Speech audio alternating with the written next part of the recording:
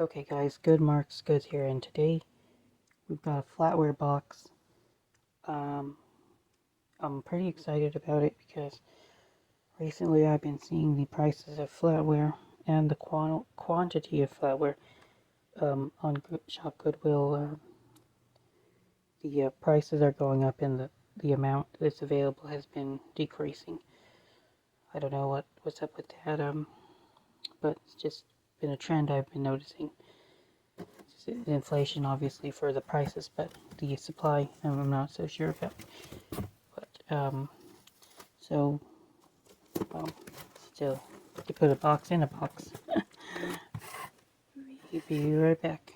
So they put the flatware in a tub and bubble wrap on top, and then covered it with a box again with cardboard. I'm very impressed with the way they packed this box. Much better than the last time I looked at a box from Goodwill. You guys may remember that video. Yeah, it's just all over the place. Their quality control and standards that these Goodwills practice. But I thought that was interesting. And if I ever send a package of a flatware that goes for a decent amount, I might copy their method. I really like it. The tote, and then the way they did it. So the first impressions, what catches my eye first, this nice pie server. We can get a good pattern out of this pie server. It'd definitely be worth listing by itself. Figure it out. I think it's 1881 Rogers. Good sign. So do you guys see this toned piece? That's possibly nickel silver, not even silver. Let me see. Yep, Rogers nickel silver. You'll see that it's kind of like completely different color, like more grayish, more dull than the rest of the plate. You can kind of tell right away that that's also most likely nickel silver. An alloy of basically nickel silver is the spoons without the silver plating on them. Basically, they skip the silver plating because I think that a lot of these spoons, the base metal actually is like similar to that nickel silver, which is like a nickel copper alloy. So it's probably also, yep, nickel silver. That's okay. Nickel silver has its own fans and its own market and its own collectors, but not what I'm looking for, because I'd like to find the silver on the pieces. But there's a fair amount of nickel silver. This does not look like nickel silver. This is a nice piece.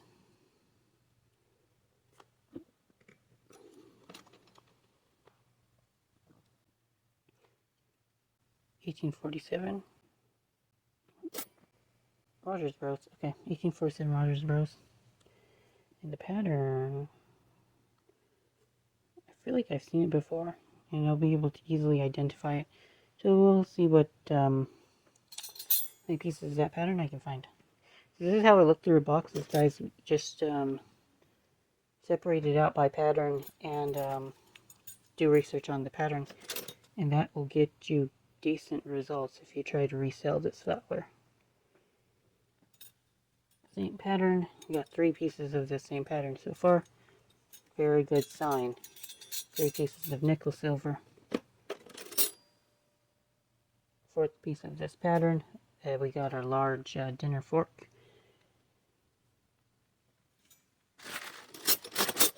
Something this dark is a very good sign. You're really looking for something that's really tarnished, because when it's this tarnished, the Goodwill employees often cannot read the back because they don't have that long to try to separate real silver from silver plate or stainless steel. So they kind of like glance at it really quickly because they don't want to sell you sterling silver and silver per plated boxes that commands, way more. So I can't even look at it. I can't even see it, whether or not it's sterling or not, off the top of my head or at a quick glance. So I'm going to have to look at it a little bit closer. And this is exactly why you want to find very, very tarnished pieces, because it's easier for that to slip through. Not this time. This is still plated. But what? Well, was WA Son Soiningford Co. What? AA.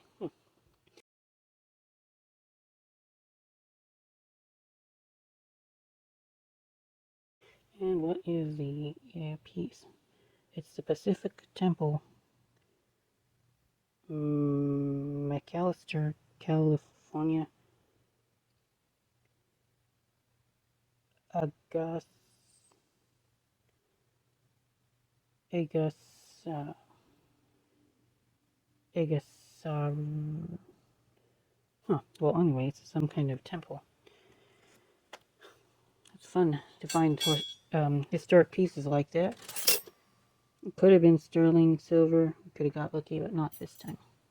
Yeah, I'll have to look up the company more. Another piece of nickel silver. So the more you all do this, the more you'll be able to like quickly identify whether or not it's even silver plate, whether or not it's sterling silver. Have a good idea. This is not silver.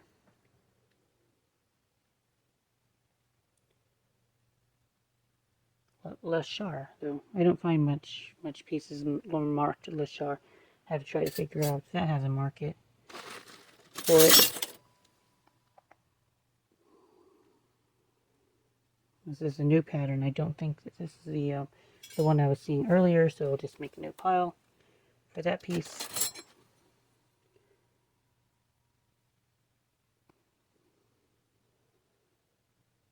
W.M. Rogers this time. W.M. Rogers, the interesting thing about that company is that they were mostly making hollowware, which doesn't sell very well, but they didn't make that much flatware. So if you can find flatware by W.M. Rogers, it probably will sell better than the teapots that they made. Whereas some companies, they didn't make as many teapots, or they made nicer looking teapots, and they go for higher than W.M. Rogers does. Then again, you have some of the companies that are strong no matter what they made, like Reed Barton and Gorham. Yeah, this is 1847 Rogers. Oh, a little bit more tarnished, but I think it's the same pattern. We found some of those. Yep. So our pile looks like this so far. Nickel silver pieces.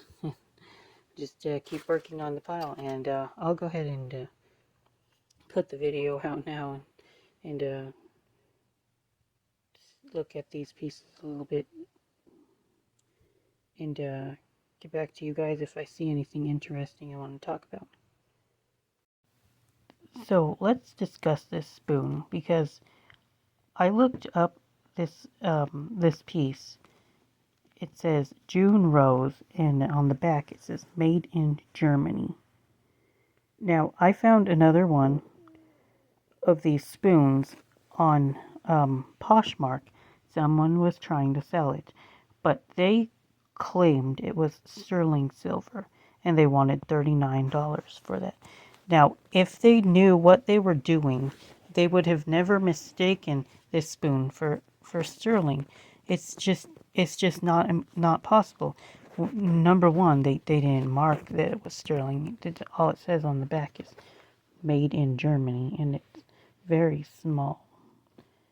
I can try to it's too hard to see unless you're looking very, very carefully, and I had to use the light on my phone. See, turn it on. Now we can kind of make it out. Made in Germany, guys. But look how solid and heavy and hard this spoon is. Like you can hit it a little bit. It's very hard to bend too. It's very, very difficult to bend. This is not silver. This is not sterling silver at the very least. Now, Germany did make 800 alloy silver, which I'll give them that. It's much harder of an alloy of silver than sterling standard. And Germany did make a lot of that, but again, I can't find any of the 800 markings on the spoon. And even if it was 800, I think it would be a little bit less hard because this just does not give way to any of pressure on your hand. It's just a solid chunk of metal, guys. That seller was off base, and don't make that mistake. Know what you're selling, and so you don't have to deal with disappointed customers or returns. Because if I bought that spoon from that seller, I tested it, took it to an expert, and they tested it, I guarantee you it would come out negative. And yeah, just don't do it. Know what you're selling, people. And if honestly that's kind of like a rookie mistake by that seller to claim that this was a sterling spoon. There's more in the box, but this is just the meat and potatoes of it and how I'm going to try to get my investment back. So I found, I was talking about this pattern earlier, right? 1847 Rogers Bros. So using silvercollection.it, which is a great resource, you can also use replacements.com or sterlingfashions.com for your patterns. This piece is Ancestral by 1847 Rogers, and it appears to do pretty well.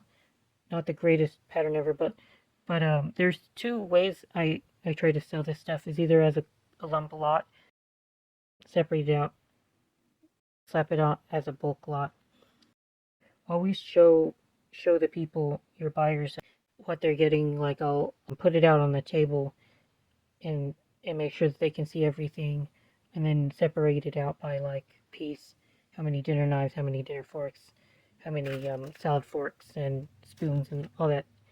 Learn what you're trying to sell. That's a great piece of advice for you. But so I think there's two camps in this. You either sell it in a bulk lot, or you can separate them out by piece of like 6 pieces. Because think of it like people are going to be making place settings. They're going to be like thinking of how many place settings that they have, and a lot of times on a table you have like 6 place settings. So it's no coincidence that a lot of these resellers, and I'm probably going to end up giving in and doing it the same way. They take and sell like this fork here. This would be a dinner fork. They'll sell it in lots of 6, and then they'll ask like $4 to $6 per fork. So if somebody wants these forks, say they need to replace the forks in their set, they would just be buying these, and that's where it comes in why they sell them in lots of 6. And going through eBay's sold listings, we can see that happens plenty of times. This pattern seems to command around 4 to 6, maybe even more. Well, no, like $4 to $6 when sold in lots of 6 by type. Or else, if I don't feel like doing that, and that's a lot more work partitioning out each piece, then you'll have, what, make like another 5 or 6 auctions. I'll just sell it all at one, and then I'm going to take 50% of the price that they ask per each piece. So instead of saying $6 a piece, if I separated it out by type in lots of 6, I would just ask for $3 each and count how many pieces I have, and that's also satisfying enough to me. And eventually it should go. If somebody wants to have more of this particular pattern, or a reseller wants to buy my stuff and try to jack it up a little bit, and they can do that, whatever. I want to keep my stuff moving, but I also want to sell my stuff at a reasonable price. So we're either going to ask for $6 and it says a 6, or $3 per, and I got like 40 or 50 pieces of this, so that should this sell, that'll more than cover the box and pay for profit. And I also have this Holmes and Edwards, about a dozen of this Holmes and Edwards pattern, and I believe that the pattern is called Lovely Lady, similar to this one. The prices are pretty similar, $3, 4 or so. Some patterns are worth less, and you would only be able to ask for $1 or $2, but that's what you do. Just showcasing this Levine sugar spoon that might go for at least $6, maybe even more if you sold it in lots of 6, or maybe even separately. I'd ask maybe $10 for a single piece. It's about trying to maximize your time and effort, because anytime you make a sale, you're going to have to go and ship it out, and that takes time and energy. So put that in your business model, guys. Yeah, this was pretty much it. Oh, look at that little temple. I found out this temple building is very historic, so maybe someone will want it. I don't know. $15. I do like souvenir spoons like that. They command a pretty heavy premium, at least when it comes to a single spoon or fork or whatever. And look at these charming little fruit knives by, I think that they're W.M. Rogers.